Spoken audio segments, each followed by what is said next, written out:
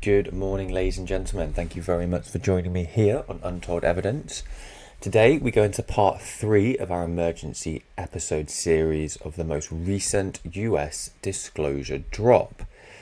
Today, while the internet spent 2 weeks arguing about 51 UFO videos, the most revealing files in the second release sat almost completely ignored. 7 audio recordings, 6 documents, 13 files buried under all of that footage. No dramatic infrared, no shootdowns. And that predictably is exactly where the real story is. So today we go where the clicks didn't. And I'm going to do something that might annoy half of you. I'm going to take the single most shared, most breathless claim from the entire release, the secret NASA UFO audio, and show you what it actually is, because the truth about it is more interesting than the myth, and a lot of this is less flattering to the people who hyped it. Then we'll go into the documents themselves, the Department of Energy files, the intelligence material, the National Laboratory thread, which is where, if anything, this release has teeth. And then finally, the question the whole series has been building up to: after 2 historic drops and 222 files, are we actually any closer to knowing the truth? Or have we just been handed a very large, very well organised piles of we don't know? So let's start with the NASA audio, 7 recordings in total. Now here's the first thing nobody tells you, and it matters. These 7 files are packaged on MP4s with a NASA logo and a waveform on screen. So when you open them, they look like videos, but they are not. They are audio recordings dressed up with a visual, which is already a small lesson in how this stuff spreads. People saw a NASA logo, a play button, and assumed the secret NASA UFO footage. It isn't footage, it's old mission audio. And here's the second thing, the one that pops the balloon entirely. The audio is not a hidden soundtrack to the Lake Huron shootdown or Syrian clips or any other modern military videos. The headline implied a connection. Secret NASA recordings released alongside UFO videos. So it must be about UFOs. Well, no. These are historical mission extracts. Apollo and Mercury era, decades old, they have nothing to do with the 2020s military footage. They were just released in the same batch. So what's actually on them? A cluster of well-known things. Apollo crews describing light flashes, Apollo 17 particles, Mercury astronauts describing what they called fireballs, snowflake-like particles drifting past the capsule, and one odd recovery team clip. So to the casual listener, astronauts describing mysterious lights and particles in space sounds like proof of something extraordinary. Except we already know what most of it is, and we've known for over half a century. The Fireflies and the snowflakes, those were investigated at the time. The conclusion NASA reached was mundane, tiny ice particles and frozen condensation, breaking away from the space aircraft itself and then catching in the sunlight. Your own vehicle shedding frost lit up against the black. Not visitors, just frost. And the light flashes? Well, this is the part I find genuinely fascinating, because the real explanation is stranger than the UFO one. Apollo astronauts reported seeing flashes and streaks of light, even with their eyes closed in total darkness. NASA's medical team looked into it, and the leading determination was that the flashes were not external objects at all. They were happening inside the astronauts' own eyes. Cosmic rays, high-energy particles deep from space, striking the retina directly and registering as light. And let's think about that. The human eye uses a cosmic ray detector in space by accident. That seems to be a real, documented phenomenon. It is also definitively not a UFO. The flashes were inside their own heads. So let's start with the honest tier. The recordings are real. There's solid primary evidence. The astronauts genuinely said these things. That's the real testimony. But the interpretation that's been sold to you on social media, NASA's secret UFO audio, is wrong. It's already explained decade-old material about ice crystals and retina flashes re-released in a UFO batch and relabeled by people who didn't read past the logo. And I want you to sit with that and why that matters, because it's bigger than the 7 files. This is how noise drowns signal. When everyone gets called a UFO, the frost, the eye flash, the balloon, the glare, then the genuinely unexplained cases get buried under a mountain of nonsense. The believers who hype the frost are not helping the cause. They're buying it. Every recording you mislabel as alien makes the real anomalies harder to see. An honest UFO channel has to be the first to say, that one's frost, or it has no business saying, that one's strange. So now, fairness, because I will not let one segment turn into a debunking victory lap. The cosmic ray explanation covers flashes seen inside the eye. The condensation explains cover particles next to the spacecraft. But neither of these explains objects seen out of the window at a distance that the crew couldn't account for. And we have some of these on record too, including from the first release, the Apollo 17 transcripts, where a crew member describes objects as very jagged, angular fragments that are tumbling. Now that is not frost on a lens, that's a trained observer describing something external that they couldn't identify. So the NASA material isn't all explained, and I'm not going to pretend it is. The point is precision. Most of the audio is explained. A slither of the broader astronaut record is not, and the job is to keep those two piles separate instead of dumping them all into one scary heap. And this brings us to the documents. There are 6 of them, and this is where I'd point you if you only had 10 minutes, because documents are a different class of evidence from video, and it's worth understanding why. A clip can be a sensor artifact, a balloon, a smear of glare. Easy to fake, easy to misread, and very hard to trace. A document has a different kind of weight. It has a date, an originating agency, and very often a signature or a routing chain. It sits inside a bureaucracy that had created it, filed it, and classified it. Now, bureaucracies lie, but they lie on the letterhead, and the letterhead leaving a trail. Paper has a provenance in a way grainy footage almost never does. So what's in the 6 files? Well, the most concrete, best attested, is one of the Department of Energy, a written account connected to an unidentified object encounter. And the Department of Energy showing up here is the detail that should make the hair and the back of your neck stand up. Because if you know the history, the Department of Energy is the agency that handles America's nuclear weapons and nuclear facilities. And one of the oldest, most persistent, most credibly documented threads in the entire subject is the connection between unidentified objects and nuclear sites, missile fields, weapon storages, reactor facilities. There are decades of reports from Korea military personnel of objects appearing over exactly the place you'd least want unexplained aircraft to be. So a Department of Energy incident report in a UAP release is not a footnote, it's a thread worth pulling, and I'll be pulling it in on future episodes once we've gone through everything else a bit more detail. But let me give you enough of that history now to tell you why it matters. The most famous case is the Malmstrom Air Force Base in Montana, March 1967. Multiple Minuteman nuclear missiles reportedly dropped offline. They went unlaunchable during a window when base personnel reported a glowing object hovering over the missile fields. A former missile launch officer, who has then testified to it publicly for years, and Malmstrom is not alone. There is a documented pattern across multiple bases over multiple decades of unidentified objects reported over exactly the installations that hold nuclear weapons, silos, storage sites, and even sometimes reactors.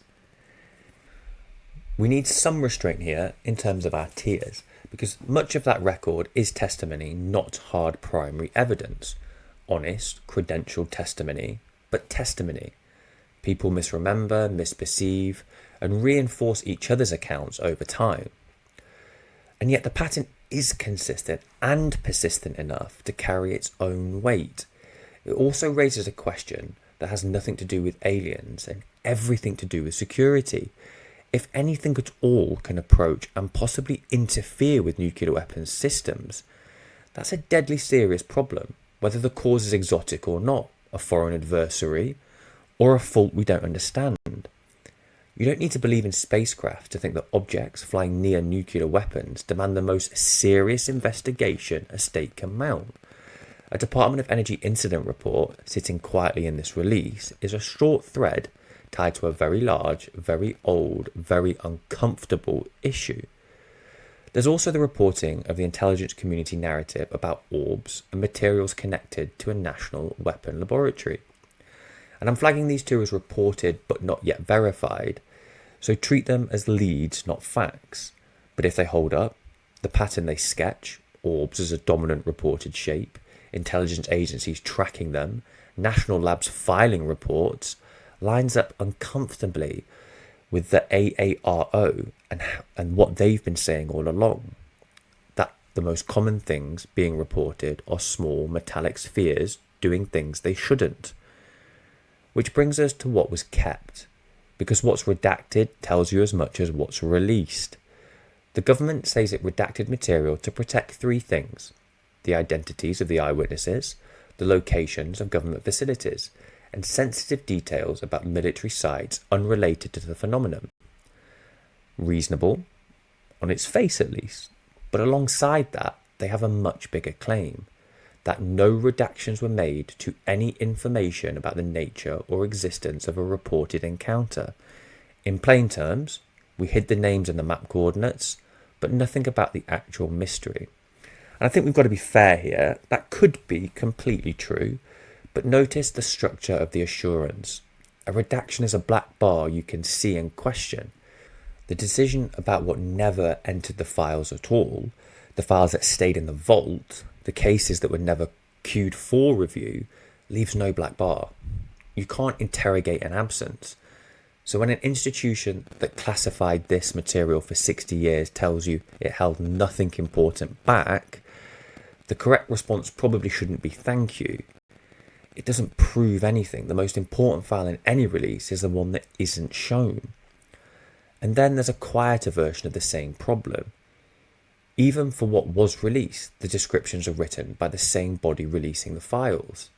The when and where this was likely taken, that this is probably an infrared sensor, every clip arrives pre-framed by the institutions with the most stake in how you read it.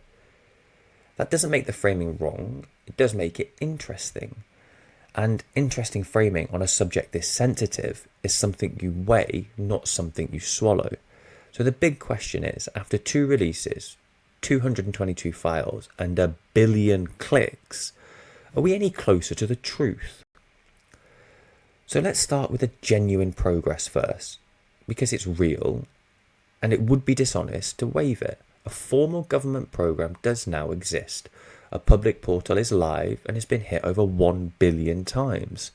Other governments, Japan among them, are reportedly analysing the American files for their own purpose, and a third release has been promised, reportedly arriving every few weeks.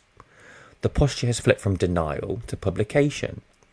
And that isn't nothing. For decades, the official line was always been, there's nothing to see here. The line's been dead. They killed it themselves. But now the hard part.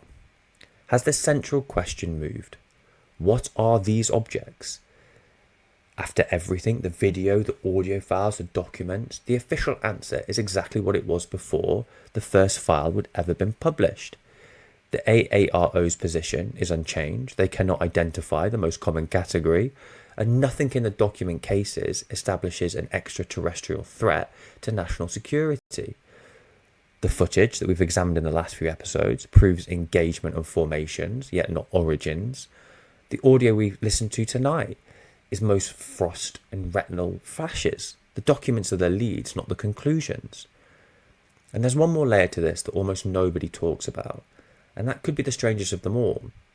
The disclosure movement is starting to turn on disclosure. You'd expect the people who fought for years to pry the files loose to be celebrating, and some are, but others, including voices inside the UAP advocacy world itself, have raised a darker possibility that some of what's been released could be deliberately curated or even planted to muddy the waters. The argument runs like this. If you wanted to kill this subject for good, you wouldn't suppress it forever. You'd flood it, release a torrent of ambiguous, low-grade, easily debunked material, let the obvious balloon and frost mix in with anything real, and watch the whole topics collapse into noise and ridicule until serious people stop touching it. And I think that is something that has happened for 60 years, and not just in anything extraterrestrial UAP. Many sort of conspiracy threads across all different domains have this sort of 20%, 30% truth, 80%, 70% nonsense. And it seems a proven tactic to completely wash away any sort of mystery. So we've got to be honest about the claim. And it is a claim, not a fact. And it shades towards the unfalsifiable. If every release is automatically the cover-up, then no evidence can ever satisfy you. And that in itself is its own trap. Just as blinding is naive belief, but the claim tells you something true about where trust now sits. Even the people who won this fight don't fully trust the victory. It is a conversation I have with my friends a reasonable amount. Whereas I have my own personal beliefs that fit the evidence I've seen, a lot of my friends have never touched this subject. So I'll often ask them, what is definitive proof? Where do you sit? What would be needed for you to understand and accept this phenomena? And very often they can't give it me. The trust in government is low. The trust in video footage and audio files are low. Things can be faked so easily nowadays. I don't think it is a coincidence that the disclosure is coming at a time where AI can fool the best of us. So where do we go from this? Because this isn't just an American story. Reporting suggests Japan's government is analysing the US files and weighing what to do with its own files. The wider context, around a dozen national governments have at one point or another run a formal programme into this phenomena. So whatever pursuit turns out to be, genuine disclosure or managed theatre, it has already forced the question onto the desks into capitals well beyond Washington. So let me total the scoreboard the way this channel does, by tier and not by hype. Primary evidence, the real stuff. The footage exists, the recordings exist, the documents exist. But they're compromised by missing chains of custody, by compression, by the absence of the surrounding sensor data that would let anyone authenticate it properly. A strong category, but in poor condition. And then next we have testimony, the substantial. And in places genuinely impressive, pilots, astronauts, missile officers, career officials, many with everything to lose and nothing to gain by speaking, something I always hold quite dear. The consistency across decades is the single most underrated part of this whole subject. Something I was saying a few days ago to a friend. All of these people have a lot to lose. All of these whistleblowers have almost nothing to gain. And their stories have a high level of coherence and consistency. But testimony, however credible, sits below the hard evidence. It points, but it doesn't prove. And then lastly, the interpretation. It's wildly oversold. Aliens, secret NASA audio files, instant acceleration, transmedium craft. Almost all of it has meaning, and meaning that we should not forget. But the evidence, it cannot quite carry it yet. And this is the tier doing 90% of the talking, but only 10% of the work. Add those together, and you get a precise, unglamorous verdict. Real material, real witnesses, but unproven conclusions. Which is, if you're honest, exactly where the subject has sat for 70 years. The only difference is now there's a government website attached to it. So I think here is where I land. And you are free to tell me if I'm wrong or if I've missed anything. This release moved the politics enormously and the evidence barely at all. The institutions opened up genuinely, historically, and what it revealed is that even with the vault open, it still cannot answer. It still cannot answer the only freaking question that matters. And that's why the line we started with holds all the way to the very end. Data is not disclosure, a billion clicks is not an answer, 225 files you can't fully authenticate is not the truth. Real disclosure isn't a website of clips released at the government's schedule, in the government's order, with the government's framing.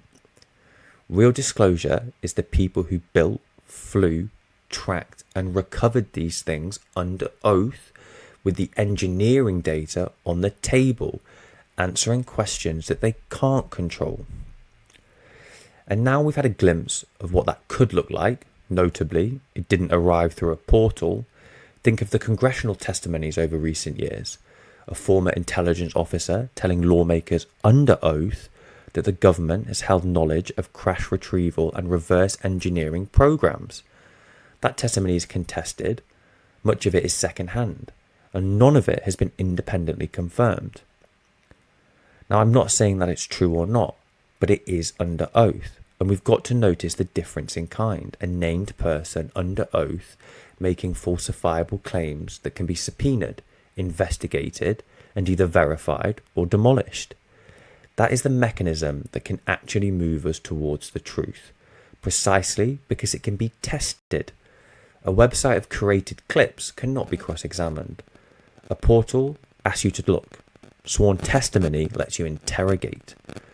Only one of these can ever settle anything, and what landed this month was the first, not the second. We did not get that. We got a portal, a very impressive portal, but a portal the same hands can close or curate or slow to trickle whenever the attention moves on. We're going to keep watching, and when the third release lands, we'll be here doing exactly this, separating the frost from the genuine anomalies, the primary evidence from the interpretation, the disclosure from the theatre. Because the worst thing we can do in moments like this is either swallow it whole or dismiss it entirely. There is always a little bit of truth mixed in the nonsense, and we've got to try our best to find it. So after 3 episodes, we've had the map, the videos, and today the audio and paper. And I want the honest version from you. On a scale of managed theatre to this thing is real, where do you guys sit? What evidence have you seen that we haven't covered? Is there anything specific that we really need to take a look at? If we've misinterpreted or misrepresented anything, let us know in the comments and we will try our best to work out this mess together. For now, thank you so much for joining me, and I will see you in episode 4 of our emergency disclosure series.